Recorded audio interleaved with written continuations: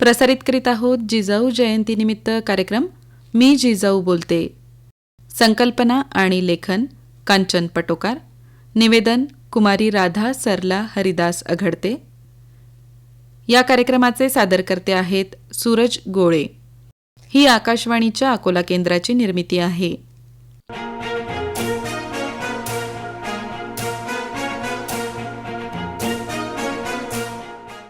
नमस्कार माता भगिनींनो, मी जिजाऊ बोलते. दचकलात का? मी खरंच जिजाऊ बोलते. मी तीच जिने आई बहिणींच्या आत्मसन्मानाला जागृत केले. मी तीच जी हिंदवी स्वराज्याच्या स्थापनेसाठी शहाजीराजे भोसले यांची राणी म्हणून प्रकटलेली जिजाऊ. मी तीच जिचा जन्म सिंदखेडचे पराक्रमी सरदार लखुजीराव जाधवांच्या घरी झाला. हो, मी तीच जिजाऊ बोलते. माता भगिनींनो, आज मी सिंहगडावर नाही, राजवाड्यात नाही, आज मी तुमच्या घरात आले आहे. स्वयंपाकघरात, अंगणात, मोबाईलच्या शेजारी. पण आज मला राहायचे आहे तुमच्या मनात. हवा आहे तुमचा थोडा वेळ. माहिती आहे मला खूप कामे आहेत तुमच्या मागे. आज तुम्ही सुद्धा एक रणांगण गाजवत आहात. सगळ्या क्षेत्रांमध्ये यशस्वी होत आहात. उंच भरारी घेत आहात. मान्य आहे आणि त्यासाठी तुम्हा सर्व भगिनींचे अभिनंदन.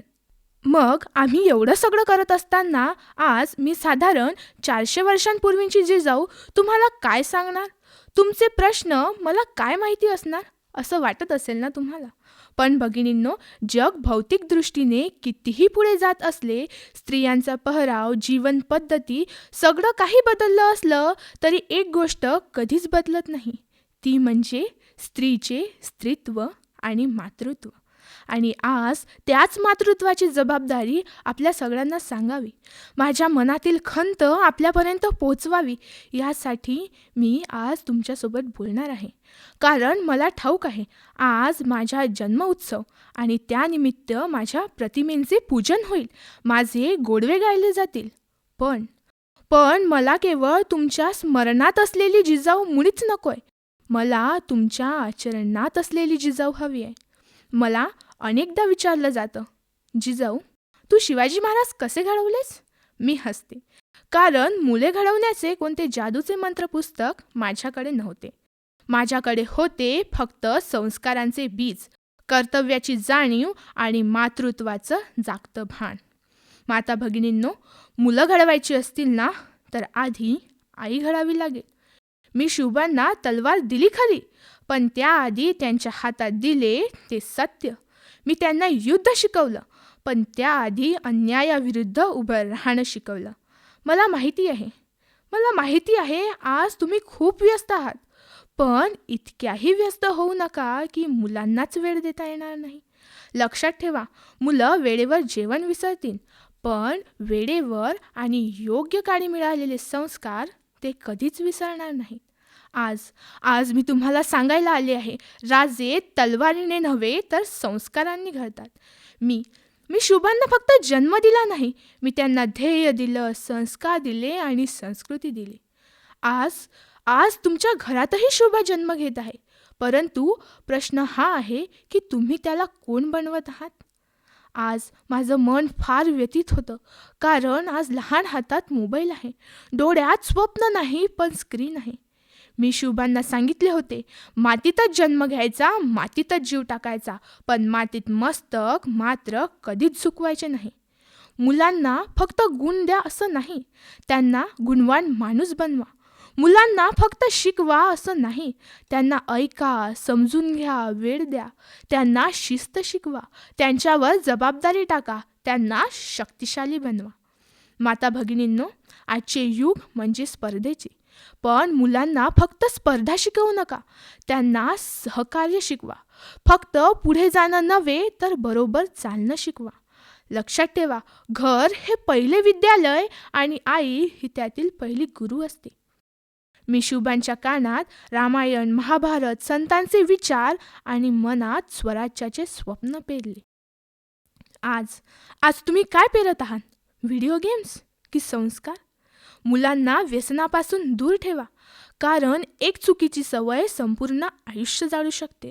मुलांना सांगा, स्वाभिमान म्हणजे काय, कर्तव्य म्हणजे काय आणि आईवडिलांचा सन्मान म्हणजे काय.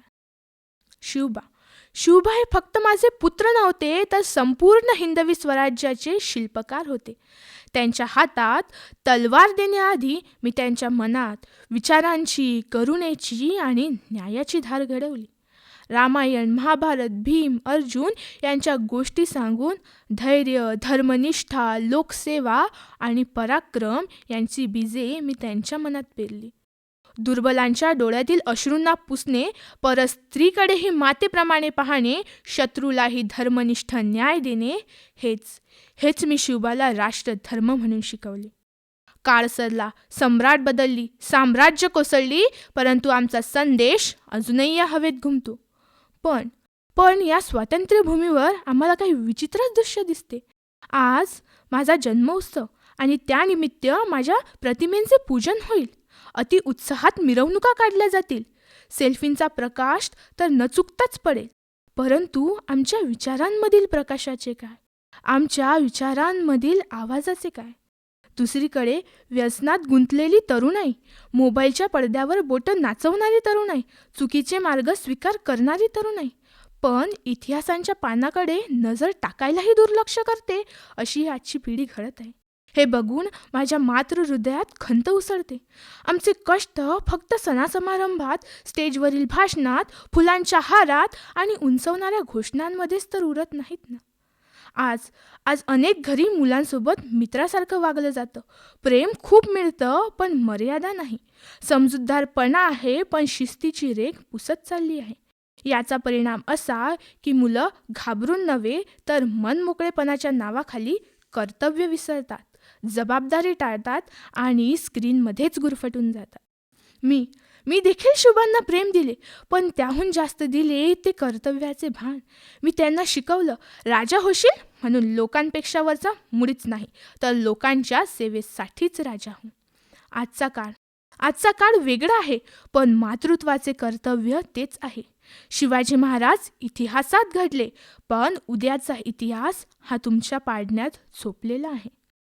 शिवबा प्रत्येकच घरात जन्माला येतीलच असं नाही, पण सुसंस्कृत, निर्भय, कर्तव्यनिष्ठ आणि चारित्र्यसंपन्न नागरिक प्रत्येक आई, प्रत्येक घरात घडवू शकते, हे सांगायला मी आज आले आहे. एक स्त्री संपूर्ण विश्व बदलण्याची शक्ती ठेवते. जी शक्ती एका स्त्रीमध्ये आहे, ती या पृथ्वीतलावरील दुसऱ्या कुठल्याच जीवात नाही. एक शक्तिशाली राष्ट्र घडवायचं असेल तर प्रत्येक घरातील प्रत्येक मातेला पाऊल उचलावं लागेल. आज या भारतभूमीत प्रत्येक घरात धैर्यशील, राष्ट्रभक्त, चारित्र्यसंपन्न मूल घडली तरच शिवबांचा आणि जिजाऊंचा वारसा खऱ्या अर्थाने जिवंत राहील. गुणपत्रिकेतील गुणांनी नव्हे, तर वागणुकीमधील प्रामाणिकपणा, स्वाभिमान, लोकहिताची तळमळ यांनीच मुलांची खरी उंची मोजली जाईल. तुमच्या मुलांमध्ये माणुसकीचा पाया घट्ट रोवा. त्यांना सांगा, आपण कितीही उंच भरारी घेतली आणि कितीही यशस्वी झालो तरी देशसेवेचा दीप आपल्या हृदयात पेटत ठेवा. आज आम्ही समाजातील स्थिती पाहतो तेव्हा आम्हाला खूप वाईट वाटतं. वाईट वाटतं की आपल्या व्यक्तिगत स्वार्थासाठी आजच्या युवा पिढीचा वापर केला जातो आहे. पैसा, सत्ता, नाव यामागे आजची तरुणाई धावत आहे. कष्ट करण्याची तयारी नाही, परंतु कष्टाविना सगळं काही मिळावं यासाठी कुणाचेही दास बनण्याची लाचारी पत्करण्याची तयारी मात्र त्यांची आहे. त्याहून अधिक आमच्या अंतःकरणाला व्यतीत करणारी बाब म्हणजे ही सगळी व्यसनाच्या आहारी गेलेली, हिंसक बनत चाललेली तरुणाई माझ्या शिवबांच्या नावाचा जयघोष करते.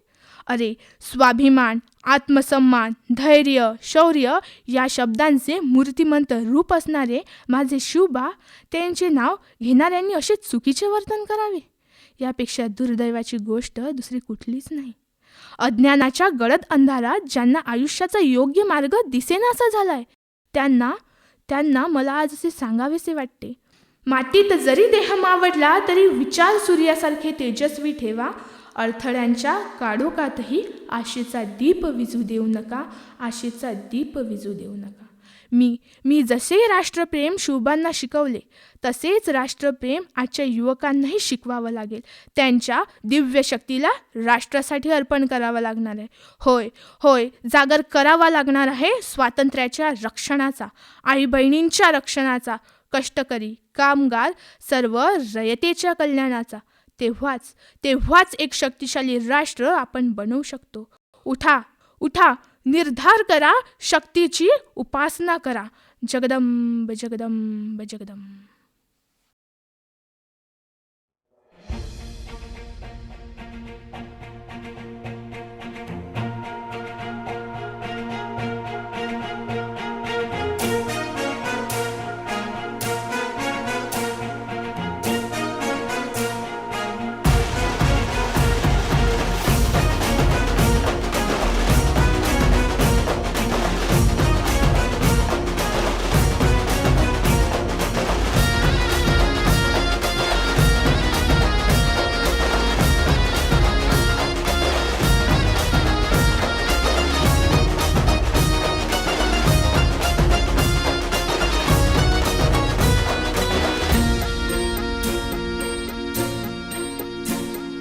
सह्याद्रीची पावन झाली माती हो, रणी झळकल्या सळसळणाऱ्या माती हो.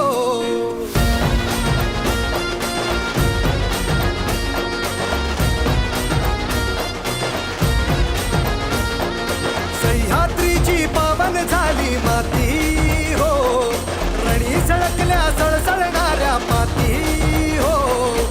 साऱ्याचा तो राजा माझा, बाण त्याचा करारी, स्वराज्यासाठी लढला होता घेऊन या भरारी.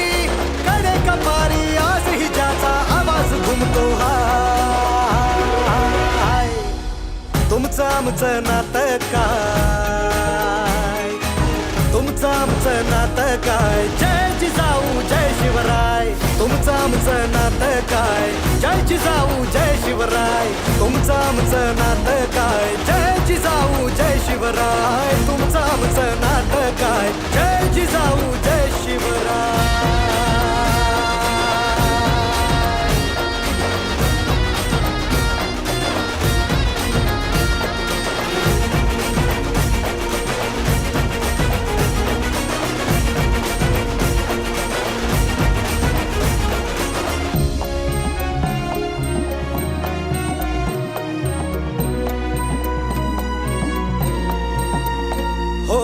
जर का शिवबा राजा नसता, येळ आली ही असती, कोणी मराठी राहिला नसता, जात वेगळीच असती.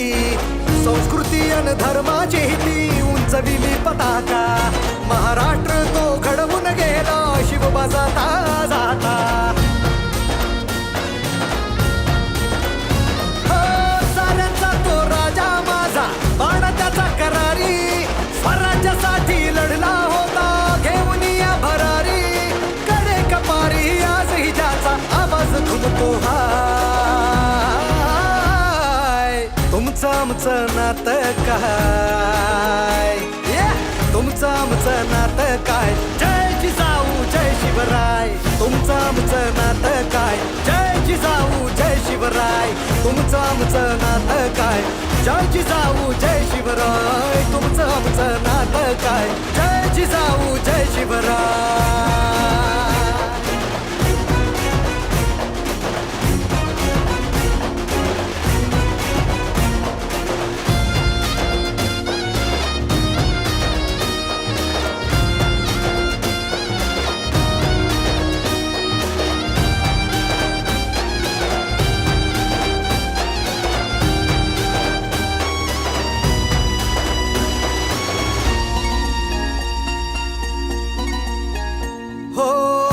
जिजाऊ बळपाठीशी ध्येय एकच होते, रयतेसाठी अर्पण सारे बेड मराठी होते.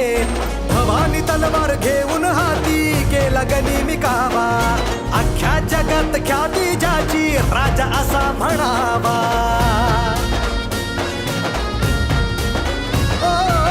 साऱ्यांचा तो राजा माझा, बाण त्याचा करारी, स्वराज्यासाठी लढला होता घेऊन या भरारी. कडे कपारी आज ही ज्याचा आवाज घुमतो हा.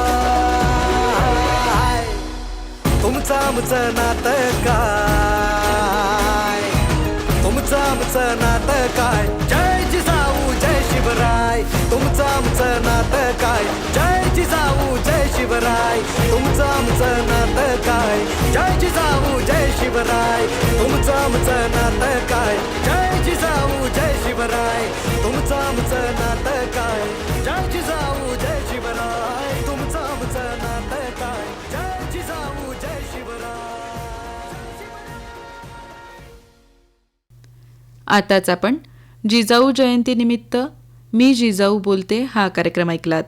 संकल्पना आणि लेखन कांचन पटोकार. निवेदन कुमारी राधा सरला हरिदास अघडते. या कार्यक्रमाचे सादरकर्ते होते सूरज गोळे. ही आकाशवाणीच्या अकोला केंद्राची निर्मिती होती.